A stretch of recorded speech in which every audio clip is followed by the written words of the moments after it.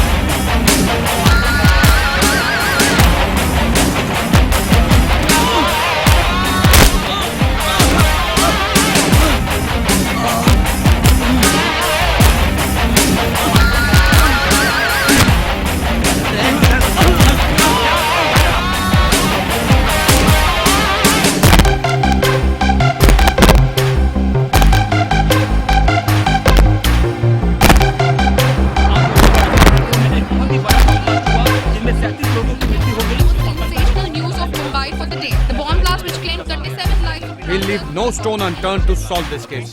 मुझे इस बात का पूरा यकीन है कि कोई पुख्ता सबूत जरूर मिलेगा। मैं इस तरह के आतंकवादी संगठनों को बता देना चाहता हूँ कि सिर्फ एक बस ब्लास्ट को वो अपनी जीत न समझें।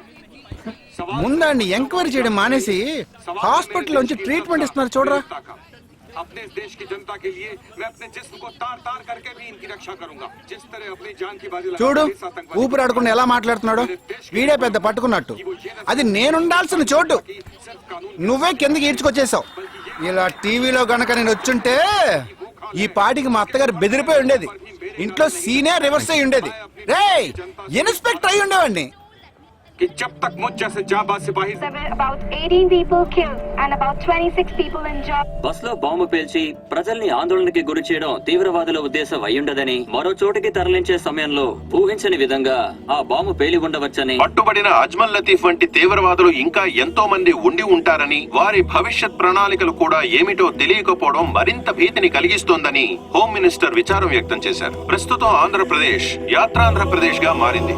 పాదయాత్రలకు వస్తున్న ప్రజానికాన్ని చూసి నిజానికాల అంచనాలు తారుమారవుతున్నాయి.